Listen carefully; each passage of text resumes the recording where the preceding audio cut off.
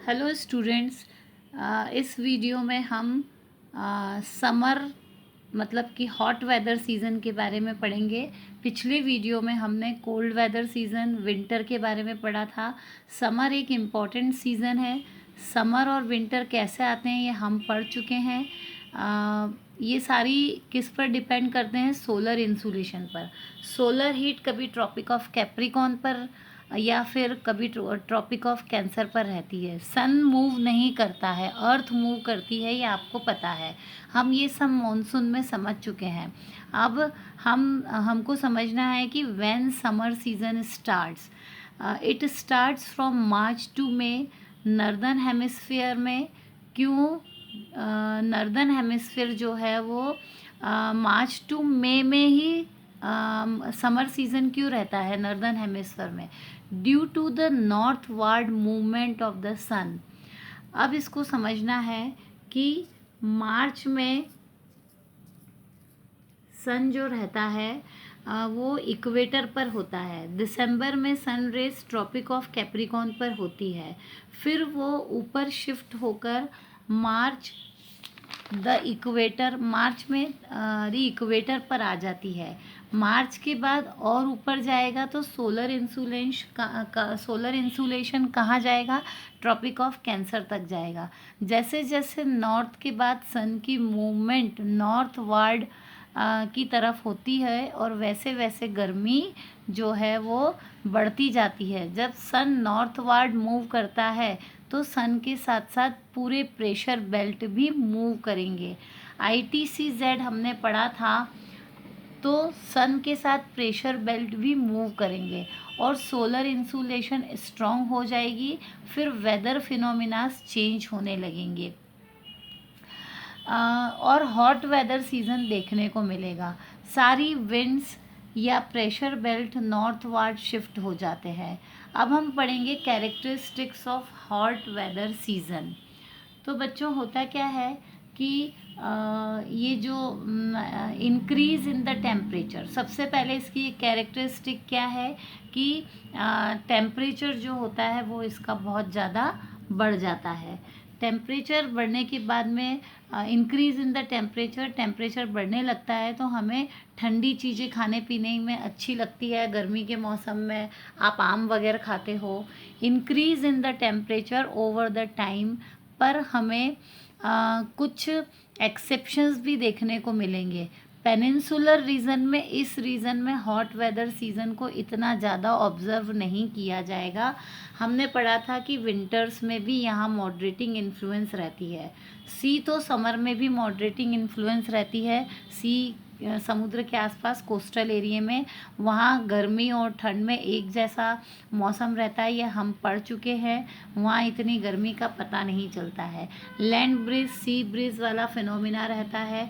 तो peninsula reason पर उतना टेम्परेचर न ठंड में न गर्मी में इतना बढ़ता है जितना इंटीरियर पार्ट में महसूस होता है। जैसे आप अगर दिल्ली जाओगे तो दिल्ली में सर्दी भी बहुत तेज़ होती है और गर्मी भी बहुत तेज़ होती है। यहाँ इंटीरियर में हमको एक्सट्रीम वेदर कंडीशंस देखने को मिलती है। उसके बाद बच्चों दूसरी इसकी कैरेक्टरिस्टिक्स जो है वो है formation of low pressure over the Indian mass. Indian land mass के ऊपर लो प्रेशर बना हुआ रहता है, मेनली गंगा प्लेन्स पे। ये आपको पता है कि गर्मियों के बाद बारिश आती है तो बारिश के लिए जो पूरी कंडीशन बनती है, हमने समझा था कि इंडियन मानसून में ITCZ गंगा प्लेन्स पर शिफ्ट हो जाता है और गंगा प्लेन्स पर लो प्रेशर कंडीशंस बन जाती है और नीचे पेनिनसुला में हाई प्रेशर हो जाता है। फिर यहाँ पर नॉर्थ वेस्ट विंड पूरी कंट्री में प्रिवेल करती है। नॉर्थ वेस्ट विंड पूरी कंट्री में चलने लगती है। अब अगली कैरेक्टरिस्टिक क्या है? लू। तो बच्चों लू के बारे में तो आपने सुना ही होगा कि लू क्या होती है। लू इज़ द स्पेसिफिक फीचर जो है वो which is been observe during hot weather season. गर्मियों में लू जो है, आपको आपकी मम्मी बोलती होगी गर्मियों में आप बाहर निकलते हो तो कि बाहर मत निकलो, लू लग जाएगी, लू लग जाएगी। तो गर्मियों में लू चलती है ऑल ओवर द इंडियन सब कॉन्टिनेंट, खास करके नॉर्थ वेस्टर्न पार्ट है। North western part, central part में बहुत ज़्यादा लू चलती है। लू आपको पता है, ये मैंने बताया कि क्या होती है। ये these are strong gusty hot dry winds blowing during the day over the north and northwestern India. Sometimes still evening, गर्मियों में ये हवाएं शाम तक, रात तक चलती है और इतनी गर्म होती है कि अगर हम अपने आप को प्रोटेक्ट करके घर से न निकलें तो ये हवाएं हमें चीरती हैं और ये नुकसानदायक हवाएं होती है, इससे स्किन तक जल जाती है। ये हवाएं direct exposure to these winds में even prove to be fatal, इससे लोग बीमार पड़ जाते हैं। ये भी एक समर सीज़न की कैरेक्टरिस्टिक है। गर्मियों में जब हवाएं चलती हैं तो धूल उड़ती हैं और बहुत गर्म भी होती हैं। और गर्मियों में dust storms are very common in northern India during this time. Hot weather season में डस्ट स्टॉर्म, धूल मिट्टी की आंधी चलती है। इसके पीछे का कारण यह है कि जो नीचे से हवाएं चलती है वो तेज़ी से चलती है।